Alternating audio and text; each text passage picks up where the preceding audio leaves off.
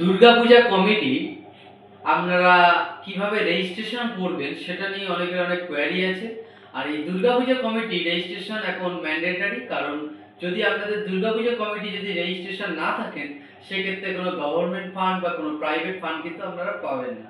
এবং আমাদের ওয়েস্ট বেঙ্গল গভর্নমেন্টে যেহেতু অলরেডি ডিক্লেয়ার করেছে, প্রতি বছর দিয়ে থাকে, তো ওই বছরও সেম ডিক্লেয়ার করেছে। তো সেই রেজিস্ট্রেশনের ডকুমেন্টস যদি থাকে সেক্ষেত্রে কিন্তু তারা এই দুর্গাপূজা কমিটির ফান্ডের জন্য অ্যাপ্লিকেবল। তো যদি আমাদের দুর্গাপূজা কমিটি থেকে থাকে বা ক্লাব থেকে থাকে, সেটা রেজিস্ট্রেশন নেই, তাহলে ইমিডিয়েট সেটা রেজিস্ট্রেশন করে নিন। আর এই ভিডিওটা তাদের জন্য যাদের রেজিস্ট্রেশন নেই, তারা কিভাবে রেজিস্ট্রেশন করবেন, তো সম্পূর্ণ ভিডিওটা দেখতে থাকুন। আপনাদের দুর্গাপূজা কমিটি কিভাবে রেজিস্ট্রেশন করে গভর্নমেন্ট থেকে ফান্ড পেতে পারবেন তা নিয়ে আমি আজকে আলোচনা করব। দেখুন, দুর্গাপূজা কমিটি বা ক্লাব যাই হোক না কেন, সেটা লিগ্যাল ডকুমেন্টস থাকা ইম্পর্টেন্ট। কারণ লিগ্যাল ডকুমেন্টস যদি না থাকে সেক্ষেত্রে সেটার কোনো লিগ্যাল এন্টিটি রইল না, এবং সেটার উপর বেস করে গভর্নমেন্ট বা কোনো প্রাইভেট কোম্পানি কেনই বা সেখানে ফান্ড দেবে। তো সেটার জন্য করতে হবে রেজিস্ট্রেশন। এবার সেই রেজিস্ট্রেশনটা কিভাবে করবেন এবং সেটার জন্য কি কি ডকুমেন্টস লাগবে। দেখুন, রেজিস্ট্রেশন করতে গেলে একটা বডি বানাতে হয় বা মেম্বার লিস্ট, যেখানে মিনিমাম 3জন প্রেসিডেন্ট, সেক্রেটারি, ট্রেজারার, ম্যাক্সিমাম যতজনকে আপনারা রাখতে পারেন।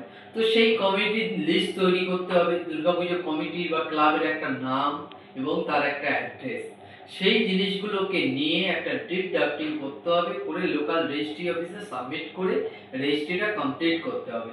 এবং এই রেজিস্ট্রেশন কমপ্লিট হয়ে যাওয়ার পরে আপনারা ব্যাংকে প্যান কার্ডের জন্য অ্যাপ্লাই করবেন। তারপর প্যান কার্ড এসে গেলে ওটা একটা ব্যাংক অ্যাকাউন্ট করে আপনারা দুর্গাপূজা কমিটির ফান্ডের জন্য আপনারা ইজিলি অ্যাপ্লাই করতে পারবেন। এবং সেখান থেকে কিন্তু আপনারা ইজিলি গভর্নমেন্টের যে ফান্ড সেটা পেয়ে যাবেন। এবং আপনারা প্রাইভেট কোম্পানিকেও অ্যাপ্রোচ করতে পারেন, তারাও কিন্তু আপনাদেরকে ফান্ড দিতে পারে। এবং এই রেজিস্ট্রেশনটা আমরা যদি একবার করে নেন তাহলে লাইফ টাইমের জন্য রেজিস্ট্রেশন হয়ে যাবে। প্রতি বছর আর কোনো হেডেক দিতে হবে না। শুধু প্রতি বছরে যেটা করতে হয় অ্যানুয়াল অডিট বা জেনারেল মিটিং, সেই জিনিসগুলো আপনাদেরকে করতে হবে। এবং আপনারা এইভাবে আপনাদের দুর্গাপূজা কমিটিকে রেজিস্ট্রেশন করে গভর্নমেন্টের যে সুযোগ সুবিধা রয়েছে সেগুলো আপনারা উপভোগ করতে পারবেন। আর যদি আরও বিস্তারিত কিছু যদি জানতে চান, কমেন্ট করতে পারেন বা আমাদের হেল্পলাইনে যোগাযোগ করতে পারেন। আমি চেষ্টা করব আপনাদেরকে সমস্ত দিক থেকে সাহায্য করার।